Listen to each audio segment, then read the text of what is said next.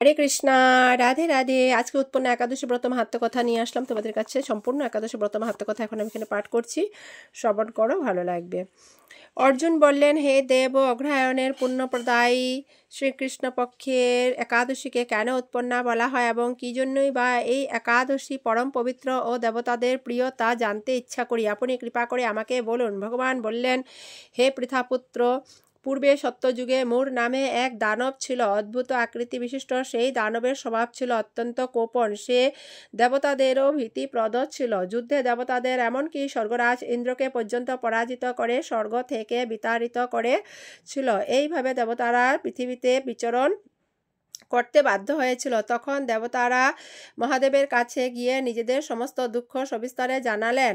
শুনে মহাদেব বললেন, হে দেবরাজ, যেখানে শরণাগত বৎসল জগন্নাথ গুরুধ্বজ বিরাজ করেছেন, তোমরা সেখানে যাও। তিনি আশ্রিতদের পরিত্রাণকারী, তিনি নিশ্চয়ই তোমাদের মঙ্গল বিধান করবেন।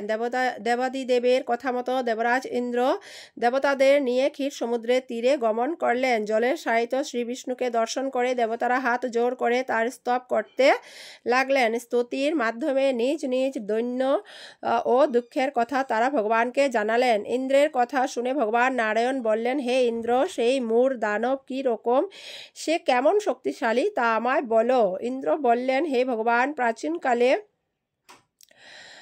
ব্রহ্মবংশে তালজঙ্ঘা নামে এক অতি পরাক্রমী অসুর ছিল। তারই পুত্র সেই মূর অত্যন্ত বলশালী, ভীষণ উৎকট ও দেবতাদেরও ভয় উৎপাদনকারী।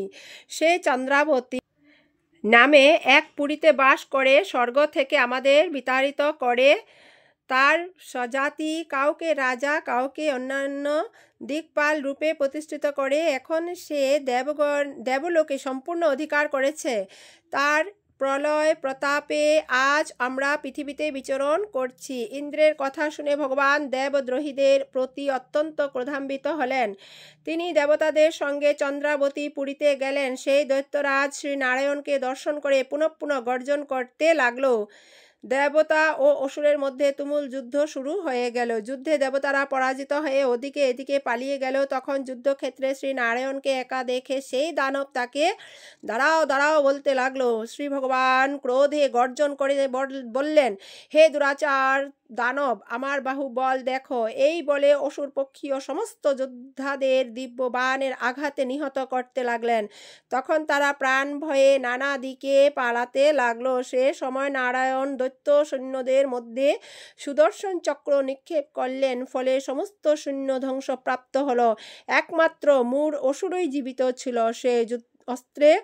সে অস্ত্র যুদ্ধে নারায়ণকেও পরাজিত করল। তখন নারায়ণ দৈত্যের সাথে বাহু যুদ্ধে লিপ্ত হলেন। এইভাবে দেবতাদের হিসাবে 1000 বৎসর যুদ্ধ করেও ভগবান তাকে পরাজিত করতে পারলেন না। তখন শ্রীহরি বিশেষ চিন্তান্বিত হয়ে বদরিকা আশ্রমে গমন করলেন। সেখানে সিংহাবতী নামে এক গুহা আছে। এই গুহাটি এক দ্বার বিশিষ্ট এবং 12 যোজন অর্থাৎ 86 মাইল বিস্তৃত। ভগবান বিষ্ণু সেই গুহার মধ্যে শয়ন করলেন। সেই দৈত্য তার পিছনে পিছনে ধাবিত হয়ে গুহার ভিতরে প্রবেশ করল।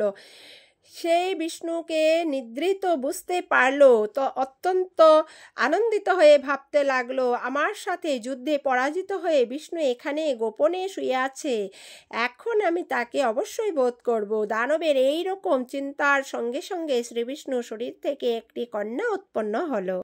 এই কন্যায় উৎপন্না একাদশী। তিনি রূপবতী, সৌভাগ্যশালিনী, দিব্য অস্ত্র শস্ত্রধারিণী ও বিষ্ণু তেজ সম্ভূতা বলে মহাপরাক্রমীশালী ছিলেন। দৈত্যরাজ সেই স্ত্রী রূপিণী দেবীর সাথে তুমুল যুদ্ধ শুরু করলো। কিছুকাল যুদ্ধের পর দেবীর দিব্য তেজ ও অসুর ভস্মীভূত হয়ে গেল। তারপর বিষ্ণু জেগে উঠে সেই ভস্মীভূত দানবকে দেখে বিস্মিত হলেন। এক দিব্য কন্যাকে তার পাশে হাত জোর করে দাঁড়িয়ে থাকতে দেখলেন। শ্রী বিষ্ণু বললেন, হে মহাপরাক্রান্ত উগ্রমূর্তি, হে এই মূঢ় দানবকে কে বধ করলো? যিনি একে হত্যা করেছেন তিনি নিশ্চয়ই প্রশংসনীয় কর্ম করেছেন। সেই কন্যা বললেন, হে প্রভু, আমি আপনার শরীর থেকে উৎপন্ন হয়েছি। আপনি যখন ঘুমিয়েছিলেন তখন এই দানব আপনাকে বধ করতে চেয়েছিল, তা দেখে আমি তাকে বধ করেছি। আপনার কৃপাতেই আমি তাকে বধ করতে পেরেছি। একথা শুনে ভগবান বললেন, আমার পরাশক্তি, তুমি একাদশীতে উৎপন্ন হয়েছ, তাই তোমার নাম হবে একাদশী। আমি এই ত্রিলোকে দেবতা ও ঋষিদের অনেক বর প্রদান করেছি। হে ভদ্রে, তুমিও তোমার মন মতো বর প্রার্থনা করো, আমি তোমাকে তা প্রদান করব। একাদশী বললেন, হে দেবেশ, ত্রিভুবনের সর্বত্র আপনার কৃপায় বিঘ্ন নাশিনী ও সর্বদায়িনী রূপে যেন পরম পূজ্য হতে পারি এবং এই বিধান করুন। আপনার প্রতি ভক্তিবশত যারা শ্রদ্ধা সহকারে আমার ব্রত উপবাস করবে তার সর্বসিদ্ধি লাভ হবে, এই বর প্রদান করুন। বিষ্ণু বললেন, হে কল্যাণী, তাই হোক। উৎপন্না নামে প্রসিদ্ধ তোমার ব্রত পালনকারী সমস্ত ইচ্ছা পূর্ণ হবে। তুমি তাদের সকল মনোবাসনা পূর্ণ করবে, এতে কোনো সন্দেহ নেই। তোমাকে আমার শক্তি বলে মনে করি, তাই তোমার ব্রত পালনকারী সকলে আমারই পূজা করবে, এর ফলে তারা মুক্তি লাভ করবে। তুমি হরিপ্রিয়া নামে জগতে বিখ্যাত হবে। তুমি ব্রত পালনকারী, শত্রু বিনাশিনী, পরম গতি দান এবং সর্বসিদ্ধি প্রদান করতে সমর্থ হবে। ভগবান বিষ্ণু এইভাবে উৎপন্ন একাদশীকে বর দান করে অন্তর্হিত হলেন। সমস্ত ব্রতকারী দিবারাত্রি ভক্তিপরায়ণ হয়ে এই উৎপন্ন একাদশীর উৎপত্তির কথা শ্রবণ ও কীর্তন করলে শ্রীহরির আশীর্বাদ লাভে ধন্য হবেন। হরে কৃষ্ণ কৃষ্ণ কৃষ্ণ হরে হরে, হরে রাম রাম রাম হরে হরে। তো এই হচ্ছে উৎপন্ন একাদশীর ব্রত মাহাত্ম্য কথা। আবার আসবো পরের ভিডিওতে। রাধে রাধে, হরি বল, হরে কৃষ্ণ।